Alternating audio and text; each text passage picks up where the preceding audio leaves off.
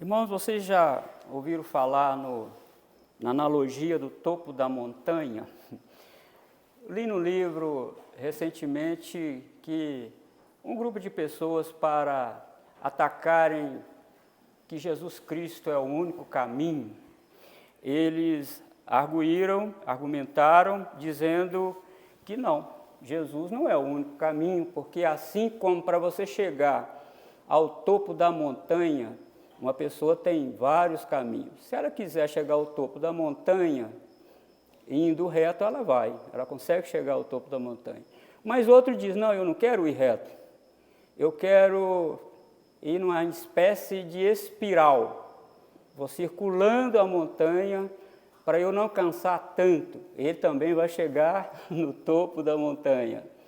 Mas outro diz, não, eu quero serpentear a montanha. Então imagine vocês, o argumento deles é, Jesus não é o único caminho, porque assim como para você chegar ao topo da montanha, você tem vários caminhos, também da mesma forma, para chegar até Deus, há vários caminhos. É da escolha da pessoa. E este ensino, irmãos, ele tem duas premissas, né? Primeiro, eles estão defendendo o relativismo. E segundo, eles estão defendendo o pluralismo. O relativismo é porque o caminho que uma pessoa escolheu pode não ser o meu. Uma pessoa escolheu chegar ao topo da montanha como eu, mas ele fala, não, eu não quero ir reto, eu quero numa forma de espiral. Então eu vou chegar lá ao topo da montanha. Então cada pessoa traça o seu caminho que ele quiser. Não existe um caminho só. Podem ter 10.000 pessoas para chegarem ao topo da montanha, mas ninguém é obrigado, os 10.000 não são obrigados a trilhar o mesmo caminho. Então isso é pluralismo também. Então a premissa deles é o seguinte, Buda, Confúcio, Maomé e todas as outras religiões podem sim te levar a Deus. Essa ideia de que Jesus é a porta, que Jesus é o único caminho, isso é coisa de crente, de pessoas que não têm conhecimento da situação que envolve o todo. Ele é retrógrado, ele é fundamentalista, ele está atrasado. Jesus não é o único caminho para levar até Deus. Se você fizer meditação como Buda, se você entrar pelo caminho da filosofia, a filosofia também pode te levar a Deus. Não é assim que ensinavam os gnósticos? Os gnósticos também ensinavam que para chegar até Deus é através da gnose, do conhecimento, do conhecer. Quanto mais você estudar, melhor. Amados irmãos, e hoje nós vamos ver aqui que Jesus é a porta. E convido você a ir abrir a Bíblia em Mateus capítulo 7. Mateus capítulo 7, versículo 13 até o 20.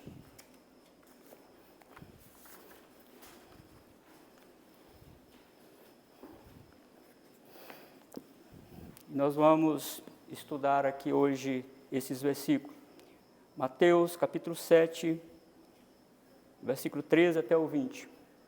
Entrai pela porta estreita, largue a porta e espaçoso o caminho que conduz para a perdição, e são muitos os que entram por ela. Porque estreita é a porta, apertado o caminho que conduz para a vida, e são poucos que acertam com ela. Acautelai-vos dos falsos profetas, que se vos apresentam disfarçado em ovelhas, mas por dentro são lobos roubadores. Pelos seus frutos os conhecereis. Colhem-se porventura uvas dos espinheiros ou figo dos abrolhos? Assim, toda árvore boa produz bons frutos, porém a árvore má produz frutos maus. Não pode a árvore boa produzir frutos maus, nem a árvore má produzir frutos bons. Toda árvore que não produz bom fruto é cortada e lançada ao fogo. Assim, pois, pelos seus frutos os conhecereis. E Jesus está falando aqui, irmãos, que nosso destino é determinado pela escolha do caminho que tomamos. O nosso destino é determinado pela escolha do caminho que tomamos. Se você quer chegar aonde? Então você tem que pegar esse caminho que te leva até lá. Você precisa escolher bem de início a porta de entrada, porque a porta vai fazer toda a diferença para você chegar no destino. Então, nos versículos 13 e 14, nós queremos ver aqui, irmãos, a difícil passagem pela porta estreita e a aparente benfazeja porta larga. A difícil passagem pela porta estreita e a aparente benfazeja porta larga. Parece demais, é lindo demais, é bom demais. Muito bom, muito bom. Deus tem abençoado, glória a Deus. Irmãos, esse texto faz parte das instruções de Jesus, denominado Sermão do Monte. E Jesus começa, esse Sermão do Monte começa lá no capítulo 5, você está lembrado das bem-aventuranças. E Jesus está falando sobre os súditos do reino dele. Quem faz parte do reino dele? Como que ele deve viver? O que ele tem que negar? O que ele tem que fazer para demonstrar de fato que faz parte do reino dele? É aquilo que João Batista pregou, se vocês lembram, ele estava batizando no Jordão, e João Batista vê os soldados romanos, vê todo o povo vindo para ser batizado, e ele diz, raça de víbora, quem vos ensinou a fugir, induziu a fugir da ira futura? Produzir, pois, frutos dignos de arrependimento. Quer dizer, é necessário mostrar frutos. Que frutos nós estamos dando, não é verdade? Ele diz que tem 2 construtores. Um construtor constrói a sua casa na rocha, o outro construtor constrói na areia. Um construtor, ou na verdade o outro que está apegado ao mundo, tem o seu tesouro aqui. E há pessoas que o seu tesouro não é aqui, é no céu. Jeremias foi chamado, queridos irmãos, para pregar, para falar a verdade para aquele povo que tinha quebrado o pacto. Aquele povo tinha abandonado Deus, as alianças de Deus. E Deus enviou o profeta Jeremias para pregar para ele. Mas Jeremias dava um passo para pregar a verdade. Estava cercado de falsos profetas, dando um passo à frente e diz, não acredite em Jeremias. Os caldeus não vão entrar aqui. Nós somos o povo da aliança. Nós temos pacto com Deus. Isso é mentira de Jeremias. Não dê ouvido a Jeremias. Jeremias é bitolado. Jeremias parece que está maluco. Olha o templo do Senhor, lembra lá que ele diz, templo do Senhor, templo do Senhor. Então ele diz, como que os inimigos vão invadir Jerusalém se o templo de Deus, Jeová, está aqui? Porque você sabe que o templo de um templo religioso era a morada dos deuses. Então derrubar o templo era como derrubar os deuses. Então, Jeremias diz, esse templo vai cair, tudo vai cair, e vocês serão levados cativos, a não ser que vocês se arrependam, a não ser que vocês se arrependam. Então, por isso que Deus diz aqui, através do profeta Jeremias, a este povo dirás, assim diz o Senhor, eis que põe diante de vós o caminho da vida e o caminho da morte. Então, aqui Jesus só coloca 2 alternativas, a porta estreita e a porta larga. E Jesus aqui começa a desenvolver, irmãos, esse ensino do contraste. 2 entradas, 2 caminhos, 2 tipos de companhia e 2 destinos. Tudo aqui nesse texto. 2 entradas, 2 tipos de pessoa, 2 destinos, 2 companhias. Qual companhia você vai estar? E Jesus também fala de que a escolha está envolvida na consequência. Quem escolheu a porta estreita sabe que não é só a porta que é estreita. Toda a sua vida será estreita, porque o caminho é estreito também. Não pense que você fez muita força para entrar pela porta estreita e tomou alguns arranhões e, graças a Deus, passei pela porta estreita e agora tem um caminho, mas não, o caminho também é estreito. E aqui Jesus deixa claro que é sem volta. Você não passa para cá de novo. Mas quem escolheu a porta larga também tem as suas consequências da porta larga. E Jesus fala, a porta larga é para a perdição. Embora seja tudo lindo, embora seja a alegria, o entusiasmo das pessoas, né? Que boa escolha que nós fizemos, né? Olha lá, eles se espremendo na porta estreita e nós passando aqui, tranquilo. Que coisa boa que nós fizemos. A porta larga, irmãos, é atraente. Ela é atraente na sua essência. É mais fácil passar pela porta larga. E da mesma maneira, irmão, o caminho largo é também mais fácil. Não há renúncia ao pecado. Agora, a porta estreita e o caminho estreito são cercados pela lei de Deus. Você precisa estar debaixo da lei de Deus. Ninguém pode caminhar nele sem estar debaixo de uma ordem estatuída pelo próprio Deus. E nesse caminho estreito, irmãos, aqui Jesus toca em nós. Esse caminho, irmão, mostra para nós essa estreiteza da porta, a estreiteza do caminho, joga-nos no chão, porque elimina a nossa autossuficiência, elimina a autorrealização, elimina o autossacrifício, e você depende de Cristo Jesus só. Cuidado, Jesus disse aqui, cuidado. E nessa porta estreita, irmão, nós não passamos com a bagagem de Adão. A bagagem de Adão tem que ficar lá de fora. Do primeiro Adão, toda a bagagem do primeiro Adão tem que ficar lá de fora.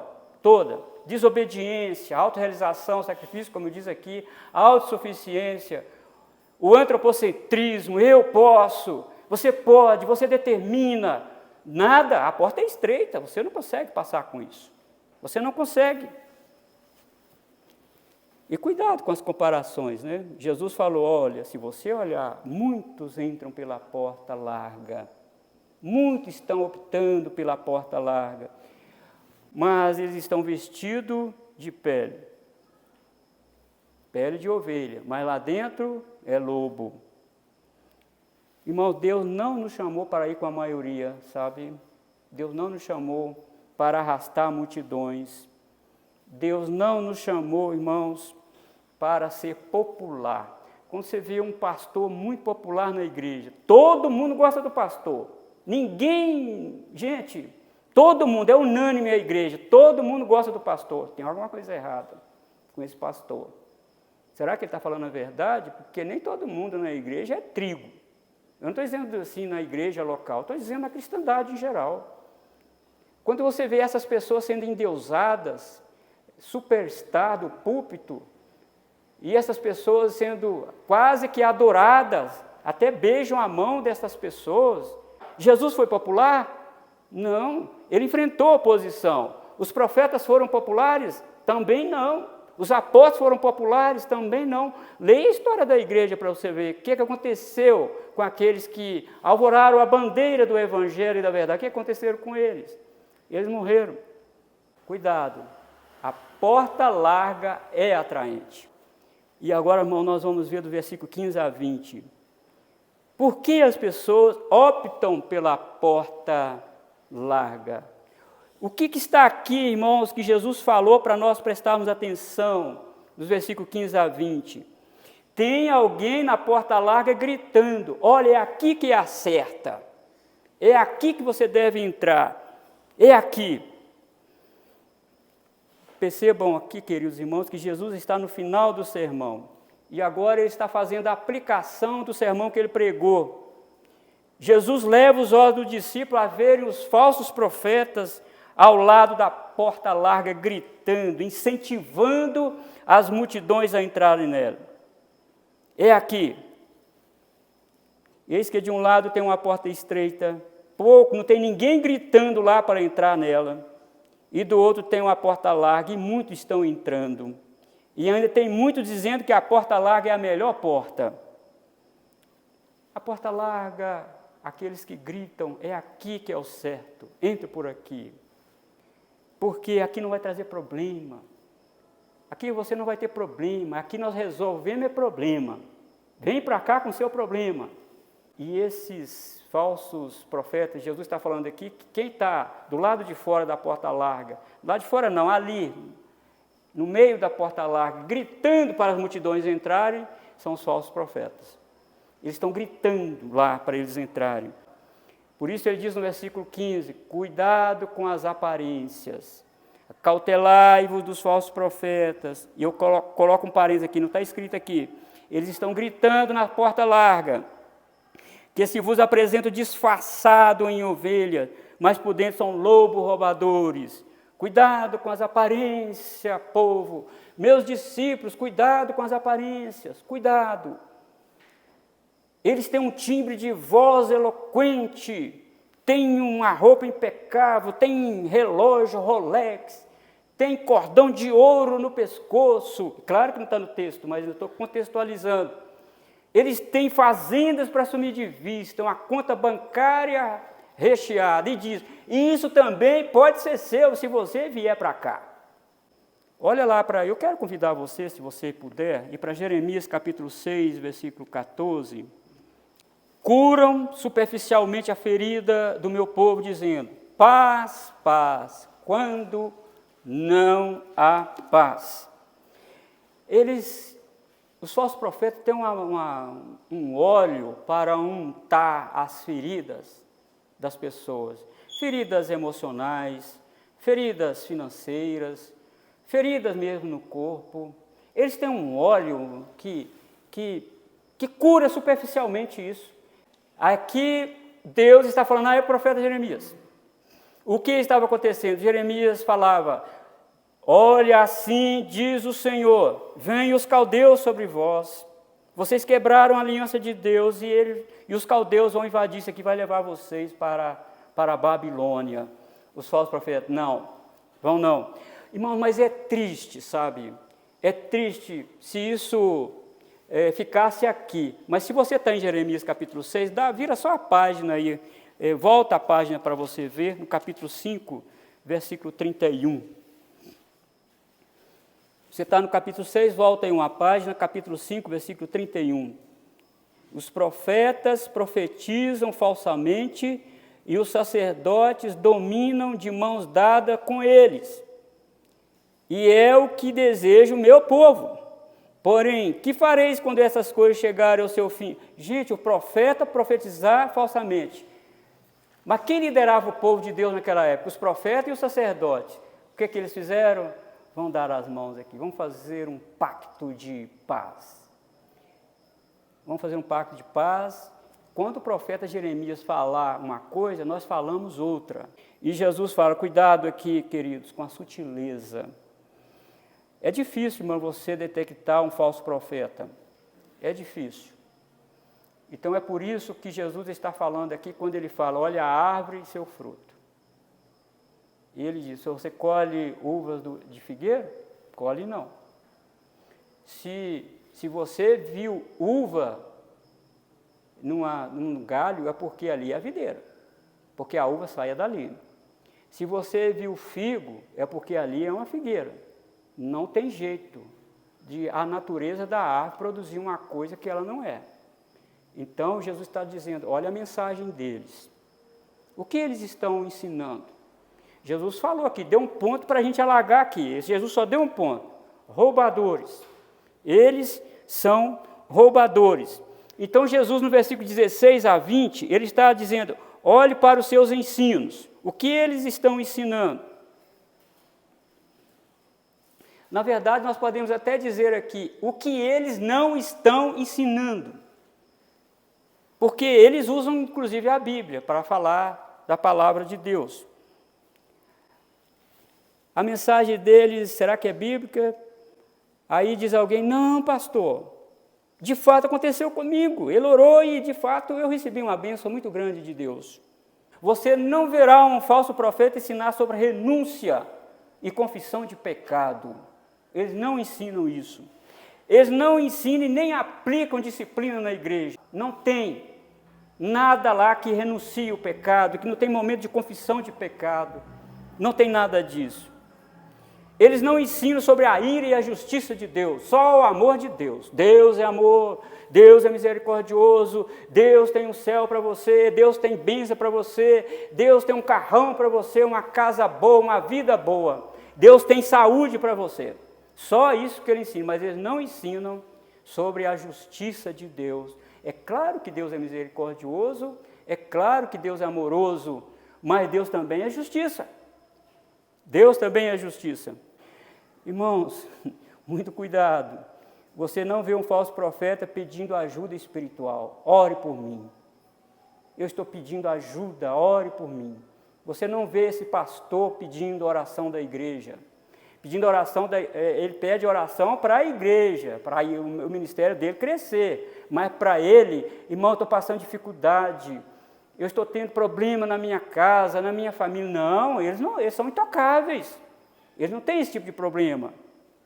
E você não vê eles confessando publicamente seus pecados diante de Deus e da igreja. Eles não confessam pecado. Eles não pecam. Parece que eles não pecam. Eles são super poderosos. Parece que eles não são tentados pelo diabo. Parece que não são tentados pela sua carne. Parece que não são tentados pelo mundo. Eles estão numa bolha de proteção. Eles são super poderosos. Então, Jesus, acautelai, olhe o que eles não ensinam. Você vai saber que eles estão vestidos só de ovelha, mas não são de ovelha, coisa nenhuma. E eles não ensinam doutrinariamente sobre o julgamento final e sobre a perdição eterna. Eles não falam sobre o inferno. Não diz isso. Quando toca num assunto, já sai já de uma vez e vai para outro assunto. Mas eles não falam sobre o inferno. Eles não pregam arrependimento. Eles não pregam, irmãos, o tomar a cruz e seguir a Jesus. Quando eles falam de fé, eles leem Hebreus capítulo 11. Mas leem mesmo e evidencia isso, as bênçãos que Deus deu a Abraão, as vitórias daquele povo, os heróis da fé. Mas eles deixam o versículo 34 para frente sem ler.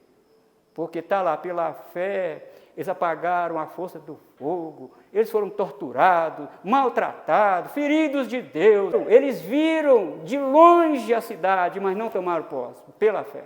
Mas esse texto não é lido. Eles não, irmão, você nunca vai ver um falso profeta pegar um livro da Bíblia, do primeiro capítulo até no final, e expor doutrinariamente. Eles não são expositores da palavra de Deus. Por que eles não fazem isso? Porque todo o livro da Bíblia vai falar da nossa condição. Nós somos pecadores, nós precisamos de Deus, nós precisamos de arrepender dos nossos pecados, nós precisamos chegar a Deus, nós precisamos renunciar a nós mesmos. Todo o livro da Bíblia vai tocar na nossa ferida e vai nos colocar completamente dependente de Deus em relação ao pecado. Então, eles não pregam seriadamente um livro da Bíblia. Eles vão pegar texto isolado do seu contexto. Embora as multidões acompanhem essas pessoas, embora a porta larga seja atraente, embora tenha incentivadores nessa porta gritando para você entrar, Jesus diz: acautelai, olhe o que eles não ensinam, olhe os frutos deles, olhe o que eles estão falando. Irmãos, isso é muito sério, porque jamais nós vamos ouvir: você precisa abandonar o seu pecado, você precisa confessar o seu pecado. A não ser que quando eles falam isso, eles dizem: essa doença que você está sofrendo aí é porque você está debaixo de maldição. Tem umas entidades aí atribulando você. E você precisa passar aqui nessa fogueira para você ser liberto disso aí. Amados irmãos, o Senhor Jesus nos fala nessa noite: olha, cuidado com a porta larga. Irmãos, se você olhar essas multidões, essas pessoas indo, ou essas megas igrejas, olha o que eles não estão ensinando. O Evangelho é a graça de Deus, é claro que é a graça do Senhor. O Evangelho é a remissão dos pecados em Cristo Jesus. Mas Jesus falou: olha, se alguém quiser vir após mim, 3 coisas ele precisa fazer.